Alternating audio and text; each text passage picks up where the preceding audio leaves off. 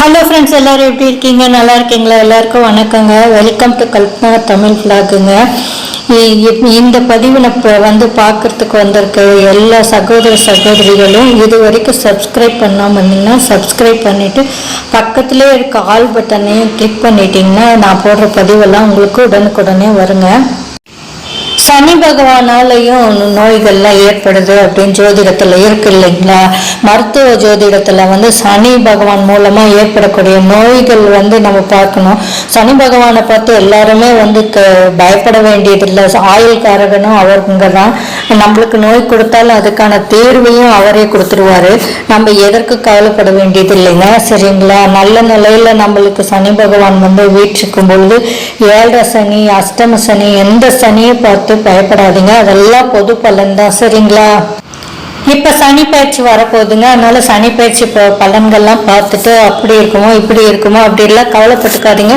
அதெல்லாம் பொது பலன்க தான். எத்தனை பேர் இருக்காங்க இப்போ வந்து என்ன ராசி, ஒரு ராசி எடுத்துக்கிட்டிங்கன்னா அதுலேயே இப்போ கோடானி கோடி மக்கள் வந்து உலகத்தில் இருக்காங்க. எல்லாத்துக்கும் ஒரே மாதிரியாக நடந்துருங்களா? கிடையாதுங்க.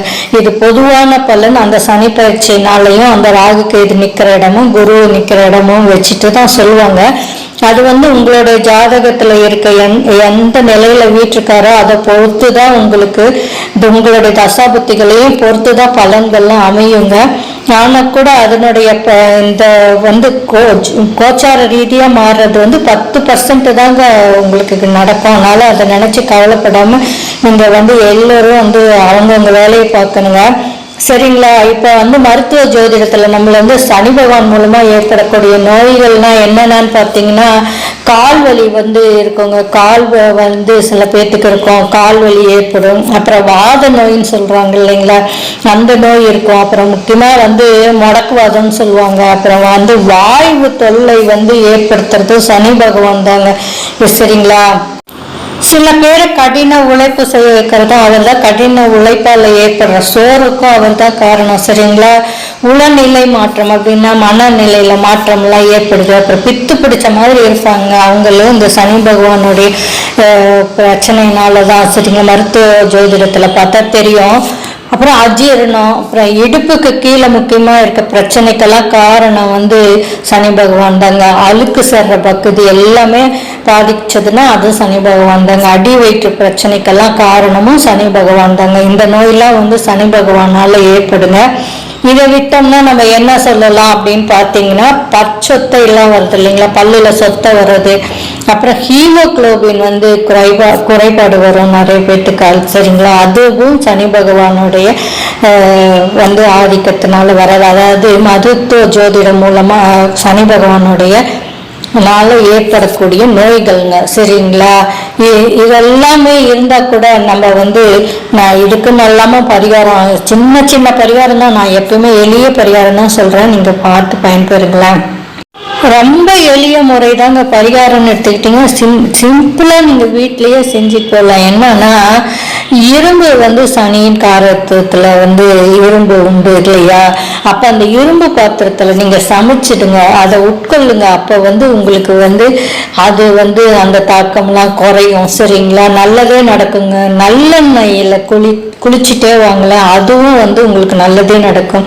நல்லெண்ணெயை உணவில் சேர்த்துக்கோங்களேன். எவ்வளோக்கெல்லாம் சேர்த்துக்கிறீங்களோ அவ்வளோக்கெல்லாம் உங்களுக்கு உடம்பு நல்லா இருக்குங்க. இதெல்லாம் வந்து இந்த மருத்துவ ஜோதிடத்தில் நம்மளுக்கு சனியின் தாக்கம் இந்த பகவானால் ஏற்படுற நோய்க்கு வந்து தீர்வாக கிடைக்கும், சரிங்களா? அடுத்தது என்னன்னா, வழிபாடு எடுத்துக்கிட்டிங்கன்னா கால பைரவர் இருக்காரு இல்லையா, அவரை வழிபாட்டுட்டு வாங்கலாம், நல்லதே நடக்குங்க. நல்லெண்ணெயில் தானம் செய்யுங்க. அப்புறம் ஏதாவது ஒரு வயசானவங்க இருப்பாங்க, அவங்களுக்கு வந்து நடக்க முடியாமல் இருந்தாங்கன்னா ஊண்டுகோல் கொடுத்தீங்கன்னா, தானமாக கொடுத்தீங்கனாலும் உங்களுக்கு நல்லதே நடக்குங்க. எப்பயுமே நல்ல எண்ணங்களை வளர்த்துக்கோங்களேன். முக்கியமாக எந்த நேரத்துலையும் வந்து யாரை பற்றியும் வந்து யாருக்குமே கெடுதல் நடக்காத எண்ணத்தை வளர்த்துட்டே வந்தீங்க, நல்ல எண்ணம் இருக்கணுங்க.